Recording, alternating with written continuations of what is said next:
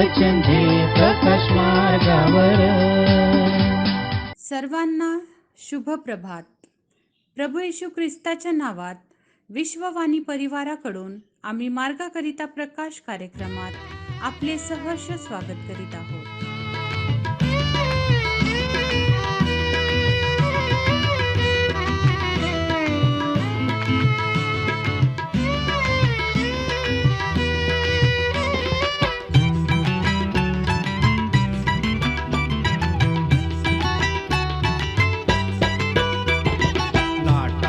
लाटा आल तुफान सागरी, लाटांच्या लाटा आल तुफान सागरी.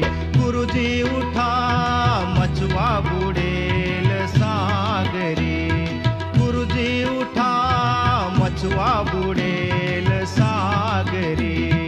लाटांच्या लाटा आल तुफान सागरी, लाटांच्या लाटा आल तुफान सागरी.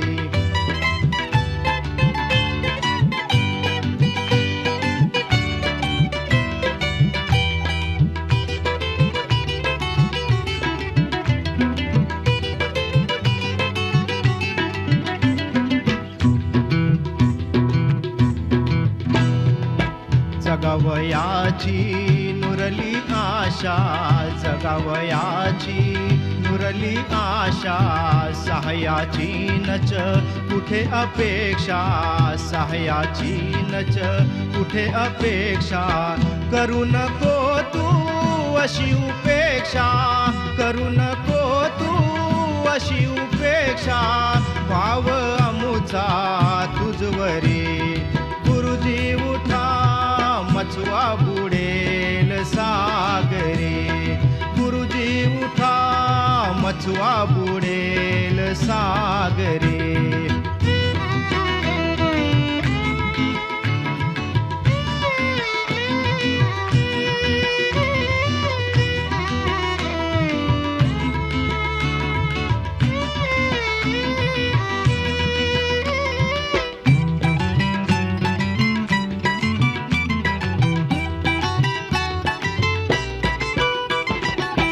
मरणाच्या या दाढे मधुनी, मरणाच्या या दाढे मधुनी.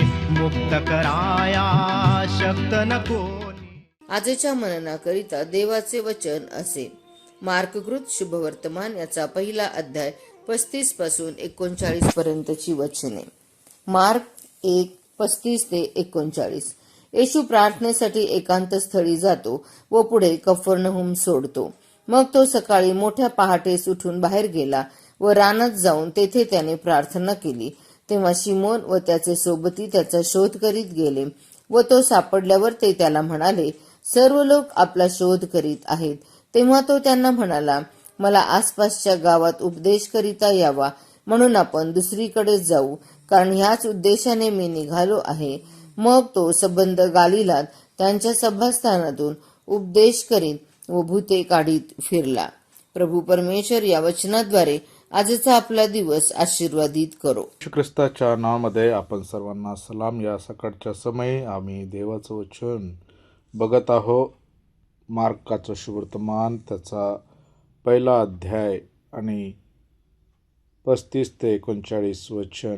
या ठिकाणी आम्ही पाहतो की प्रभू येशू ख्रिस्त आणि त्याची सेवा कार्य या परिच्छेदामध्ये आम्ही पाहतो की प्रभू येशू ख्रिस्त 3 गोष्टी आम्हाला दाखवतो आणि आम्हाला तो शिकवतो. पहिली गोष्ट की ज्या गोष्टीला प्राधान्य द्यायची गरज आहे ती गोष्ट आमच्या जीवनामध्ये शिस्त केल्याशिवाय शिस्तीत आणि ते आमच्या जीवनाची दिनचर्या होऊ शकत नाही.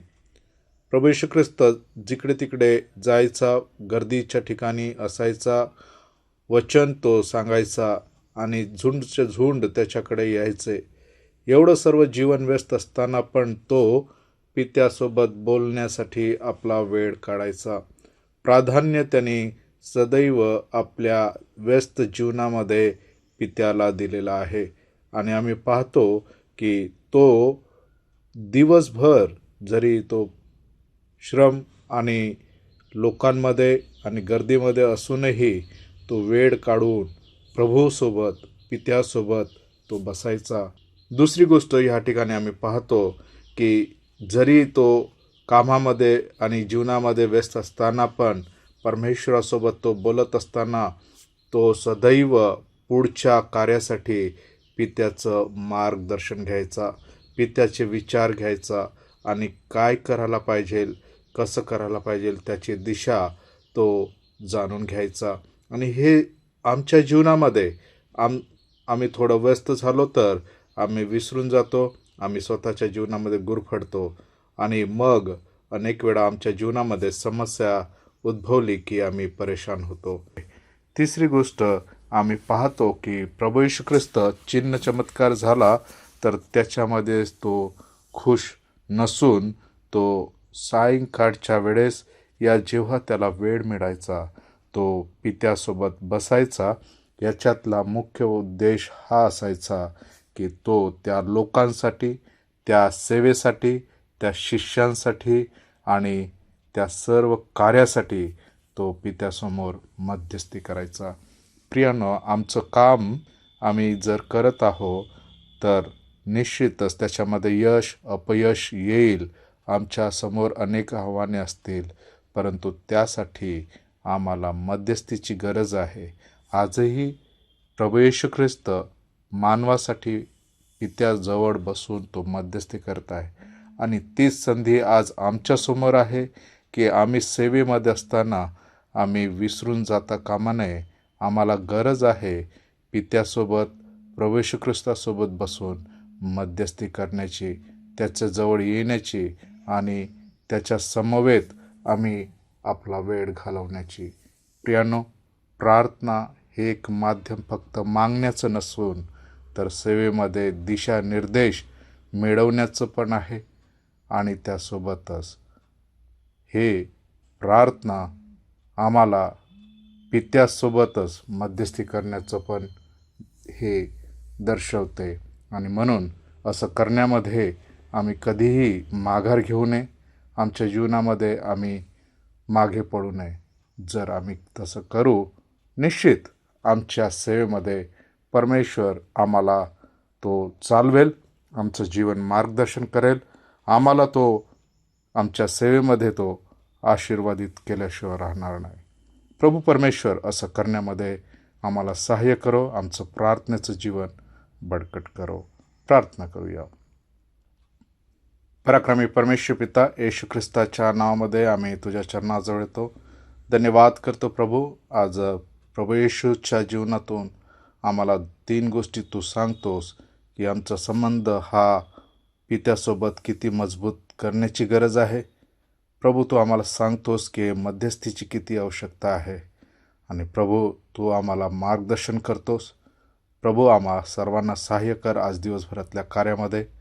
प्रभू येशू, तुझी कृपा जशी तू पुरवतोस तसंच तुझं मार्गदर्शन पण सर्वांना लाभू दे. प्रार्थना आमचा तारणारा ख्रिस्त याच्या गोड आणि पवित्र नावात मागतो म्हणून ऐक. आमेन. न कोणी मुक्त कराया शक्त न कोणी, जागा हो रे उठ झोपे तुनी, जागा हो रे उठ झोपे तुनी, झोपलास का तू तरी, गुरुजी उठा मछवा बुडेल सागरी, गुरुजी उठा मछवा बुडेल सागरी, गुरुजी उठा मछवा बुडेल सागरी. येशू, हा पहा जगाचे पाप हरण करणारा देवाचा कोकरा. आता आपण आपल्या प्रार्थना विनंत्या कोणत्याही वेळेस विश्ववाणी प्रार्थना केंद्राला टोल फ्री नंबरद्वारे कळवू शकता.